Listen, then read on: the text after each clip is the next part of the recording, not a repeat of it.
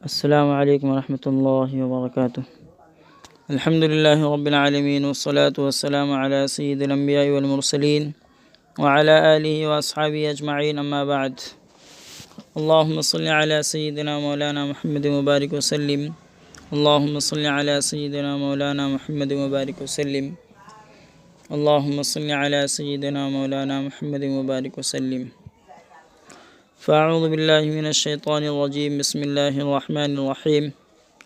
واسماعیل وادریس وذا الکفل کل من الصابرین۔ اسماعیل، ادریس اور ذوالکفل کا بھی تذکرہ کیجیے، یہ سب ہی ثابت قدم رہنے والے تھے۔ وادخلناہم فی رحمتنا، اور ہم نے ان کو اپنی رحمت میں داخل کر لیا تھا۔ انہم من الصالحین، یقیناً وہ نیک لوگوں میں سے تھے۔ سورہ انبیاء چل رہی ہے، آیت نمبر 85 پڑھی گئی اور 86 پڑھی گئی۔ ان دونوں آیتوں میں اللہ تعالیٰ نے حضرت اسماعیل، حضرت ادریس اور ذوالکفل، حضرت اسماعیل اور حضرت ادریس دو مشہور پیغمبر ہیں، لیکن ذوالکفل جو آیت میں کہا، یعنی ذوالکفل یہ نبی ہے یا نہیں، اس کے بارے میں مفسرین فرماتے ہیں کہ یہ نبی نہیں بلکہ ایک صالح، نیک اور برگزیدہ شخص تھے، اور بنی اسرائیل سے ان کا تعلق تھا۔ حضرت عبداللہ بن عمر رضی اللہ عنہما کی ایک روایت میں ہے کہ ان کی ابتدائی زندگی گناہوں میں ڈوبی ہوئی تھی، اور کوئی گناہ ایسا نہیں تھا کہ جس کا انہوں نے اس گناہ کو نہ کیا ہو۔ ایک بار ایسا ہوا کہ ایک عورت ان کے پاس آئی، انہوں نے اس کو اس شرط پر 60 دینار دیے کہ وہ اس کے ساتھ بدکاری کریں گے۔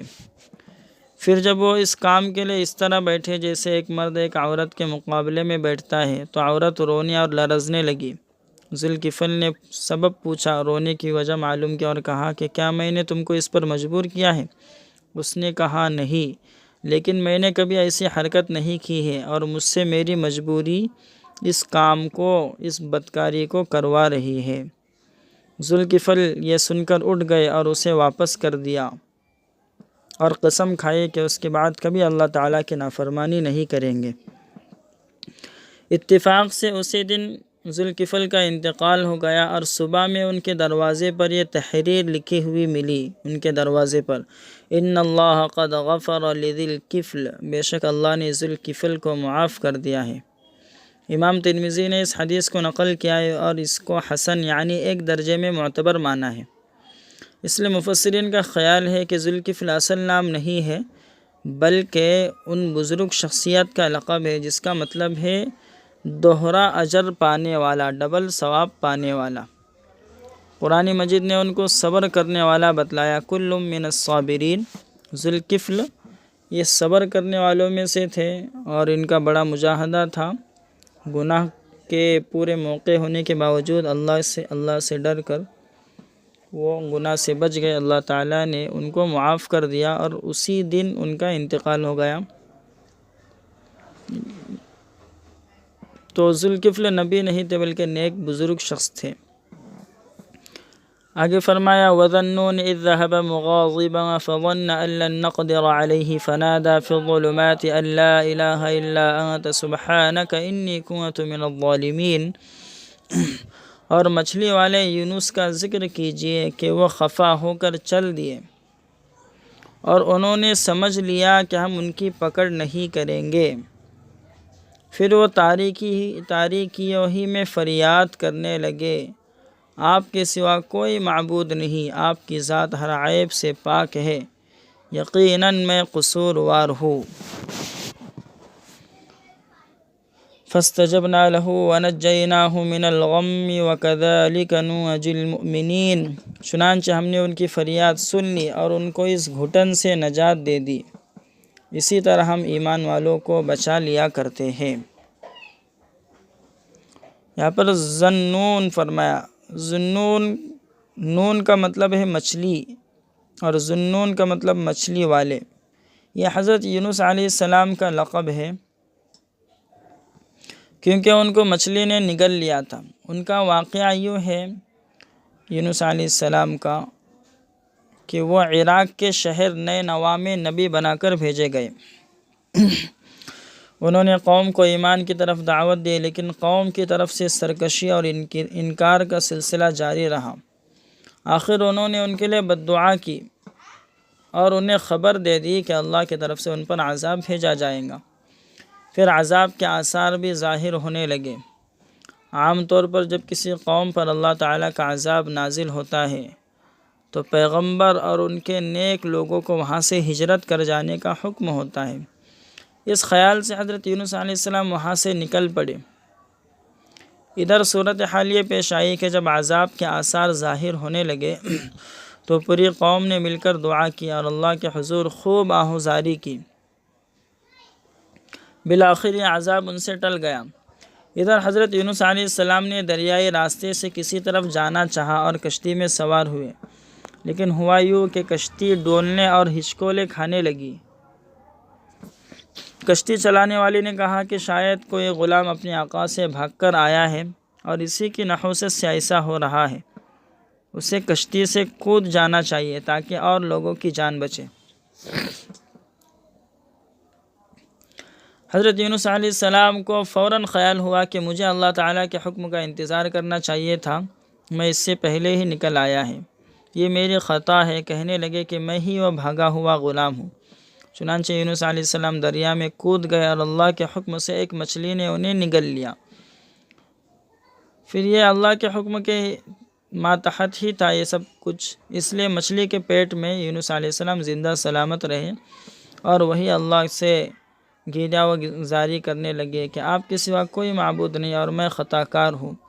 پھر اللہ تعالیٰ کے حکم سے مچھلی نے انہیں سمندر کے کنارے پر اگل دیا اور حضرت یونس علیہ السلام صحیح سالم اور محفوظ زمین پر واپس آ گئے۔ اس آیت میں اسی واقعے کی طرف اشارہ ہے۔ اس میں حضرت یونس علیہ السلام کی کوئی کوتاہی نہیں تھی، بلکہ اللہ تعالیٰ کے صریح حکم کے بغیر نکل جانا ان کی ایک اجتہادی لغزش تھی، جو عام لوگوں کے حق میں پکڑے جانے کے بھی لائق نہیں ہوتی، لیکن انبیاء کا مقام اور مرتبہ بہت بلند ہوتا ہے، اس لیے ان کی اتنی سی بات پر بھی پکڑ ہو جاتی ہے۔ اس آیت میں جو یہ بات کہی گئی ہے کہ حضرت یونس علیہ السلام خفا ہو کر چل دیے، اس سے مطلب یہ ہے کہ اپنی قوم کے مسلسل انکار اور کفر پر اصرار کی وجہ سے خفا ہو کر چلے گئے، نہ یہ کہ اللہ تعالیٰ سے خفا ہو کر چلے گئے۔ بھلا کوئی پیغمبر خدا سے بھی خفا ہو سکتا ہے؟ اس آیت میں جو تاریکیوں کا ذکر آیا ہے کہ انہوں نے اندھیروں میں اللہ تعالیٰ سے دعائیں اور التجا کی، یہ اس لیے کہ اس میں کئی تاریکیاں جمع ہو گئی تھی، مچھلی کے پیٹ کی، پانی کے اندر کی اور رات کے وقت کی۔ اس واقعے میں یہ سبق ہے کہ ایک مسلمان کو ہمیشہ اللہ کے سامنے جھکا رہنا چاہیے اور اپنے گناہوں کے اعتراف میں اس کو ذرا بھی ہچکچانا نہیں چاہیے اپنے گناہوں کا اقرار کرنے میں۔ حضرت یونس علیہ السلام اپنے عمل کی وجہ بتا سکتے تھے اور اپنا عذر پیش کر سکتے تھے، لیکن انہوں نے یہ سب کچھ نہیں کیا اور اللہ کے سامنے اپنی غلطی کے اعتراف کیا اور اپنی درخواست پیش کرنے لگے۔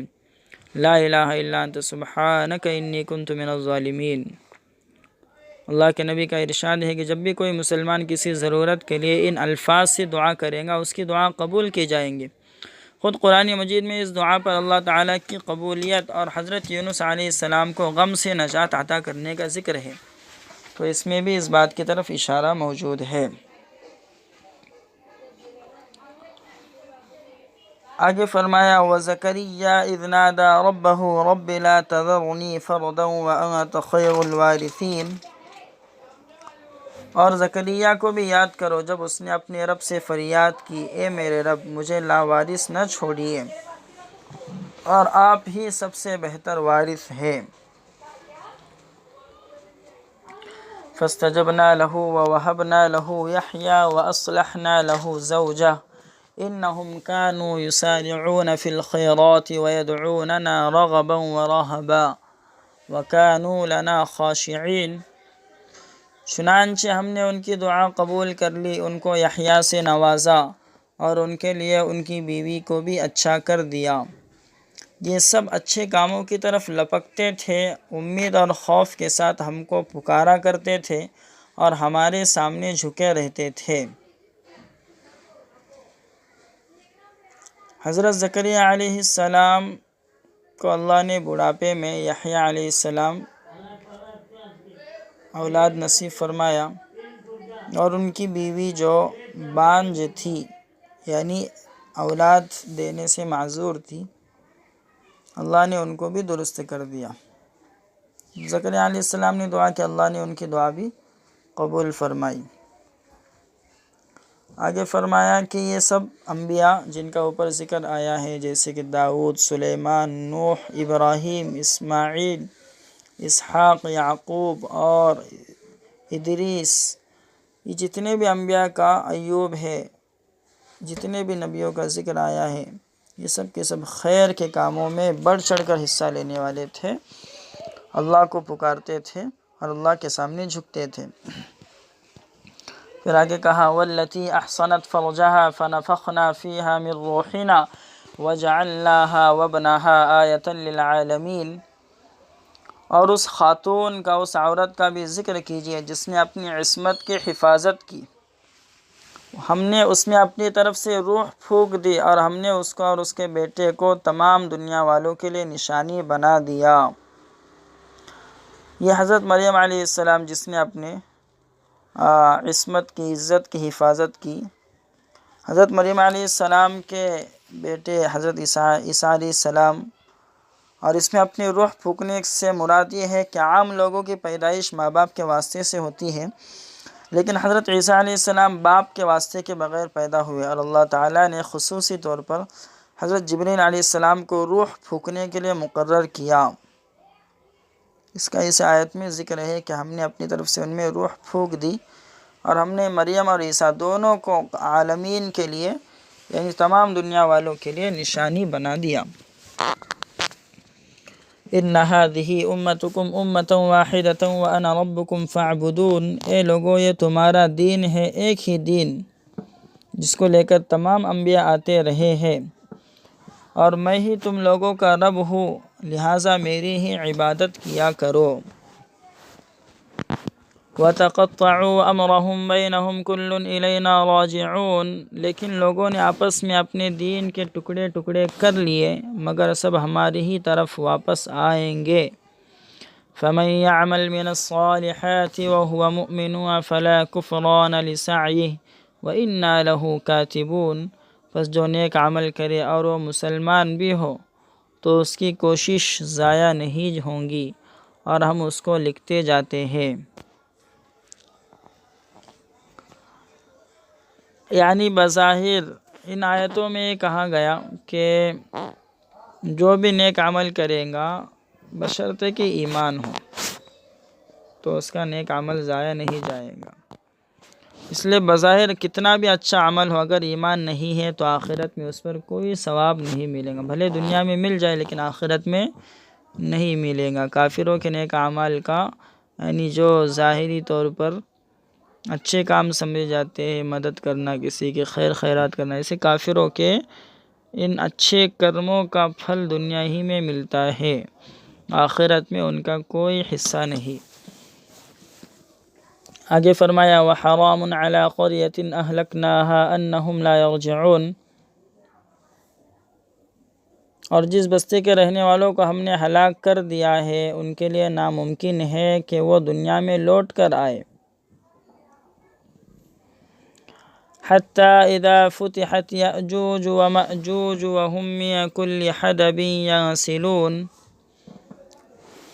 یہاں تک کہ جب یاجوج و ماجوج کھول دیے جائیں گے اور وہ ہر بلندی سے پھسلتے چلے آئیں گے۔ یاجوج ماجوج کا ذکر سورہ کہف آیت نمبر 94 کے اندر آ چکا ہے۔ مطلب یہ کہ قیامت کے دن وہ ہر بلندی اور پستی میں پھیل جائیں گے، ہر اونچی جگہ اور نچلی جگہ میں پھیل جائیں گے اور پوری دنیا پر غلبہ حاصل کر لیں گے۔ وَاقْتَرَبَ الْوَعْدُ الْحَقُّ فَإِذَا هِيَ شَاخِصَةٌ أَبْصَارُ الَّذِينَ كَفَرُوا یا ویلنا قد کنا فی غفلۃ من ھذا بل کنا ظالمین، نیز سچا وعدہ قریب آ جائے گا تو ان لوگوں کی آنکھیں پھٹی کی پھٹی رہ جائیں گی جنہوں نے کفر کیا۔ وہ کہیں گے ہائے ہماری ہلاکت، ہم تو اس سے غفلت میں تھے، بلکہ ہم ہی قصوروار تھے۔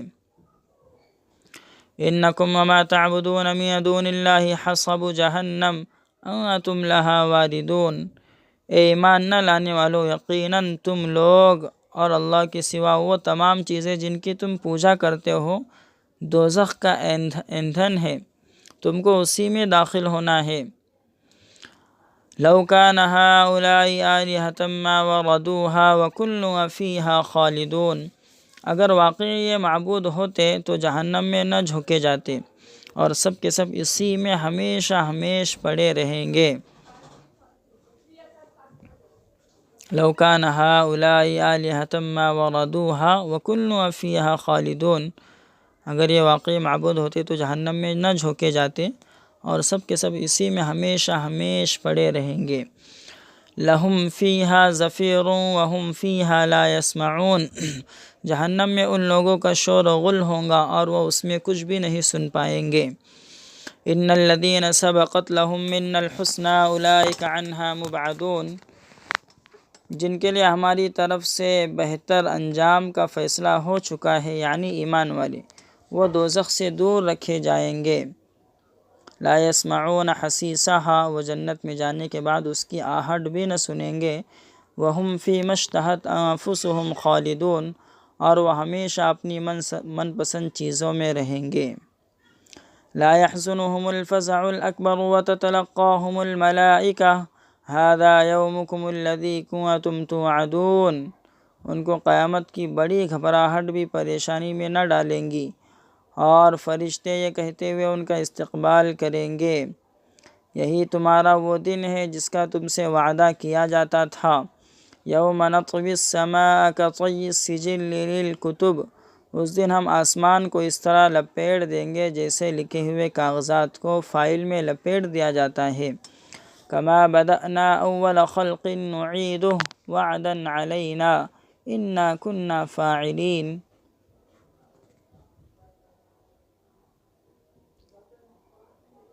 جیسے ہم نے پہلی دفعہ پیدا کیا تھا اسی طرح دوبارہ پیدا کریں گے، یہ ہمارا وعدہ ہے، ہم اس کو کر کے رہیں گے۔ تو ان آیتوں میں اللہ کی طرف سے یہ بات کہی جا رہی ہے کہ جو بھی جب قیامت کا دن ہوگا تو جن کی عبادت کی جاتی تھی وہ بھی، اور جو لوگ غیر اللہ کو، اللہ کے علاوہ کو پوجتے تھے، ان دونوں کو جہنم میں ڈالا جائے گا۔ اب سوال یہ ہے کہ عیسیٰ علیہ السلام کو بھی لوگ خدا مانتے، ان کی بھی پوجا کرتے ہیں، تو کیا عیسیٰ علیہ السلام بھی اس آیت کے مطابق جہنم میں چلے جائیں گے؟ ایسا سوال ہوتا ہے، اور ایسا سوال بھی کیا گیا مشرکین کی طرف سے۔ تو اس کا جواب اللہ تعالیٰ نے آگے آیت میں دیا کہ جن لوگوں کے بارے میں یہ ہماری طرف سے بہتر انجام کا فیصلہ ہو چکا ہے، یعنی ایمان والے، عیسیٰ علیہ السلام اللہ پر ایمان لانے والے تھے، تو وہ لوگ جہنم سے دور رہیں گے۔ وہ جنت میں جانے کے بعد جہنم کی آہٹ بھی نہیں سنیں گے، اور وہ ہمیشہ اپنی من پسند چیزوں میں رہیں گے۔ تو اگلی آیت میں اس کا جواب دیا گیا ہے، اور کہا کہ قیامت کی بڑی گھبراہٹ بھی ان کو پریشانی میں نہیں ڈالیں گی، اور فرشتے یہ کہتے ہوئے ان کا استقبال کریں گے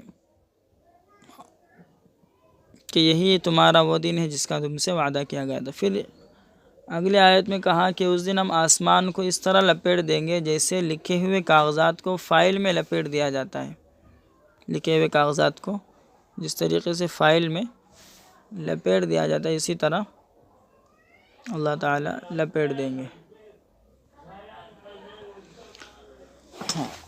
آسمان کو۔ اور فرمایا کہ اللہ نے جیسے پہلی مرتبہ پیدا کیا تھا دوسری مرتبہ بھی پیدا کریں گے۔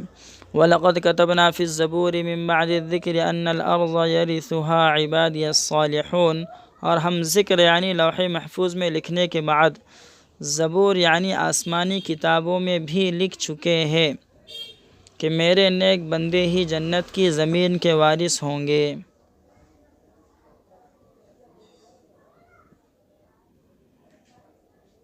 تو لوح محفوظ میں یہ بھی لکھا جا چکا۔ لوح محفوظ ایک تختی ہے جس میں سارے اعمال، سارے تقدیرات لکھی ہوئی ہے، ہر چیز ایک ایک چیز لکھی ہوئی ہے۔ اللہ کے یہاں لوح محفوظ ہے، فی کتاب محفوظ۔ تو ذکر کا مطلب یہی ہے کہ اللہ نے زبور میں اور ہم ذکر میں لکھنے کے بعد یعنی لوح محفوظ میں لکھنے کے بعد اللہ نے زبور یعنی آسمانی کتابوں میں بھی لکھ چکے۔ زبور وہ نہیں کہ صرف جو داؤد علیہ السلام پر اتری، زبور سے مراد آسمانی کتابیں۔ تو زبور کے اندر بھی اللہ نے لکھ چکا ہے یعنی تمام آسمانی کتابوں میں کہ زمین یعنی جنت کی زمین، اس کے وارث اللہ کے نیک بندے ہی ہوں گے۔ ان فی ھذا لبلاغا لقوم عابدین، یقیناً اس میں عبادت کرنے والوں کے لیے ایک بڑا پیغام ہے۔ وما ارسلناک الا رحمتا للعالمین، اے رسول ہم نے آپ کو تمام جہاں والوں کے لیے سراپا رحمت بنا کر بھیجا ہے۔ قل انما یوحی الی انما الہکم الہ واحد فہل انتم مسلمون، آپ کہہ دیجئے میرے پاس تو صرف یہی وحی آتی ہے کہ تم سب کا خدا صرف ایک ہی خدا ہے، تو کیا تم تسلیم کرتے ہو؟ فَإِن تَوَلَّوْا فَقُلْ آذَنْتُكُمْ عَلَى سَوَاءٍ، پھر اگر وہ منہ پھیر لے تو کہہ دیجئے میں نے تم کو واضح طور پر باخبر کر دیا ہے، اور مجھے نہیں معلوم کہ جس چیز یعنی قیامت کا تم سے وعدہ کیا جا رہا ہے۔ وَإِنْ أَدْرِي قَرِيبٌ أَمْ بَعِيدٌ مَا تُوعَدُونَ، اور مجھے نہیں معلوم کہ قیامت جس کا تم سے وعدہ کیا گیا ہے، کیا جا رہا ہے، وہ نزدیک ہے یا دور۔ إِنَّهُ يَعْلَمُ الْجَهْرَ مِنَ الْقَوْلِ وَيَعْلَمُ مَا تَكْتُمُونَ، یقیناً اللہ بلند آواز میں کہی ہوئی بات کو بھی جانتے ہیں اور جس بات کو تم چھپاتے ہو اسے بھی جانتے ہیں۔ یعنی شرک اور گمراہی کی جو باتیں ہیں وہ تم کھلے عام کرتے ہو، وہ بھی اللہ کے علم میں، اور جو مشرکانہ کام چھپ کر کرتے ہو وہ بھی اللہ کی نظر سے چھپے ہوئے نہیں ہے۔ آگے فرمایا وَإِنْ أَدْرِي لَعَلَّهُ فِتْنَةٌ لَكُمْ وَمَتَاعٌ إِلَىٰ حِينٍ، اور مجھے نہیں معلوم کہ وعدہ الہی اللہ کا وعدہ کب پورا ہوگا، ممکن ہے اس میں تمہاری آزمائش اور ایک مقررہ وقت تک فائدہ پہنچانا اللہ کا مقصد ہو۔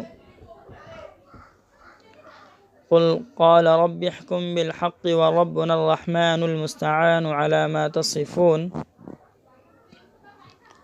آخر پیغمبر کہہ پڑے اے میرے رب حق کا فیصلہ فرما دیجئے، اور ہمارے پروردگار نہایت مہربان ہے، تم جو باتیں گھڑتے ہو ہم اس پر اسی سے مدد چاہتے ہیں۔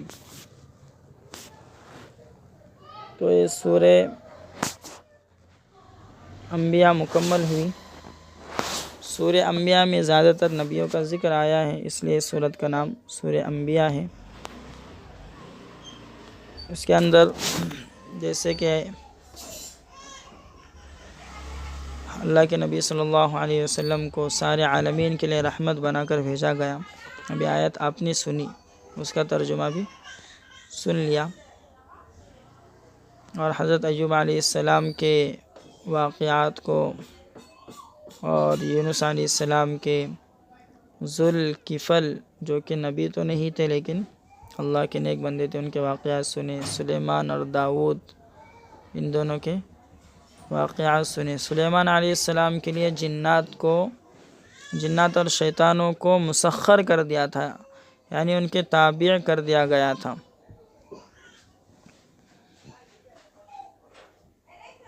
شیاطین و آگ کے بنے ہوئے ایک باریک جسم رکھتے ہیں اور عقل اور شعور رکھتے ہیں اور انسان کی طرح شریعت کے احکام کے مکلف ہیں۔ تو شیاطین جنات ہی ہوتے ہیں، لیکن جناتوں میں وہ جنات ہوتے ہیں جو کافر رہے، ایمان قبول نہ کرے۔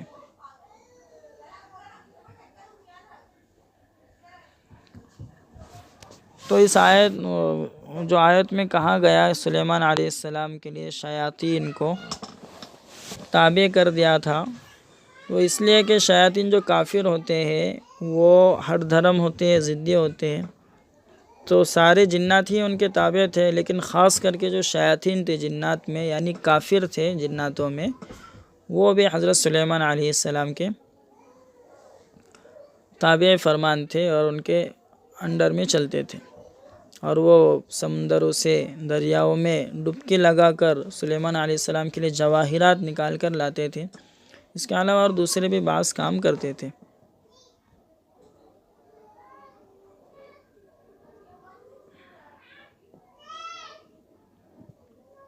ایوب علیہ السلام کی جو دعا کرنا ہے وہ صبر کے خلاف نہیں ہے، اس کے بارے میں بھی جان لینا ضروری ہے کہ ایوب علیہ السلام کی نیک بیوی جس کا نام لیا تھا، وہ ایوب علیہ السلام لگ بھگ بستی سے باہر ایک کوڑے کچرے کی جگہ پر 7 سال چند مہینے پڑے رہے، کبھی کوئی شکایت کا کلمہ زبان سے نہیں نکالا، لیکن نیک بیوی نے کہا کہ آپ کی تکلیف بہت بڑھ گئی ہے، اللہ سے دعا کیجئے کہ یہ تکلیف دور ہو جائے۔ تو ایوب علیہ السلام نے فرمایا کہ میں نے 70 سال صحیح تندرست اللہ کی بے شمار نعمت اور دولت میں گزارے ہیں، کیا اس کے مقابلے میں 7 سال بھی مصیبت کے میں گزار نہیں سکتا؟ کیا یہ میرے لیے بہت زیادہ بھاری ہو رہے؟ ایسا تو ہرگز نہیں ہے، میں اس پر صبر کر سکتا ہوں۔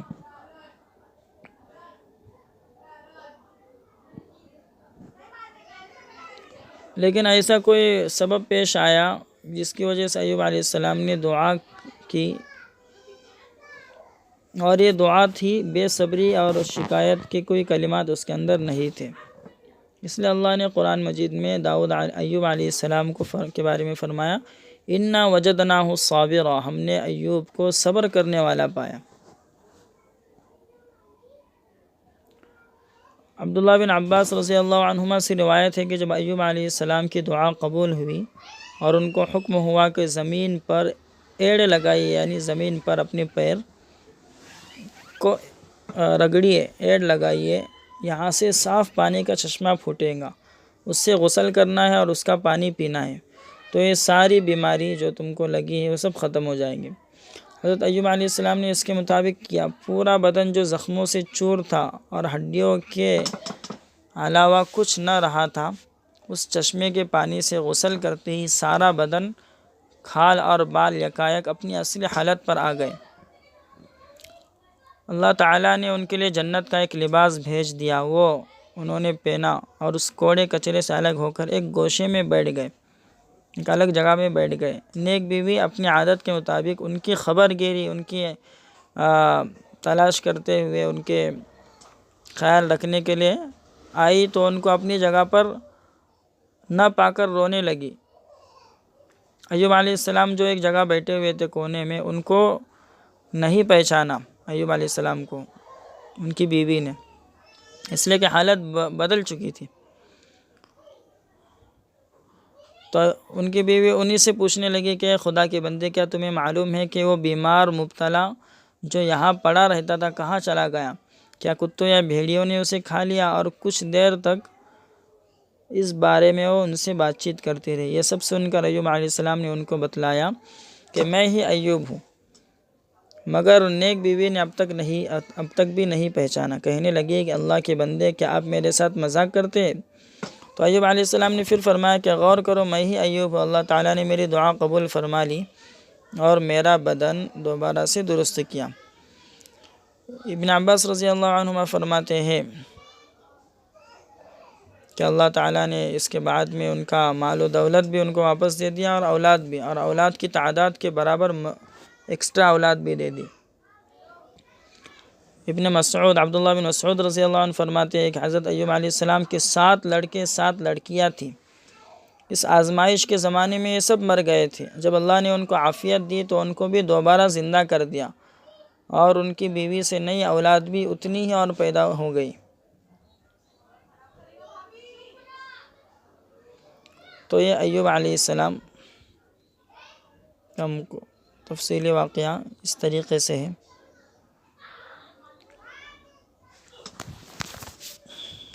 سورہ انبیاء مکمل ہوتی ہے اور اسی پر آج کی ہماری تفسیر مکمل ہوتی ہے. السلام علیکم ورحمۃ اللہ وبرکاتہ. ایک ضروری اعلان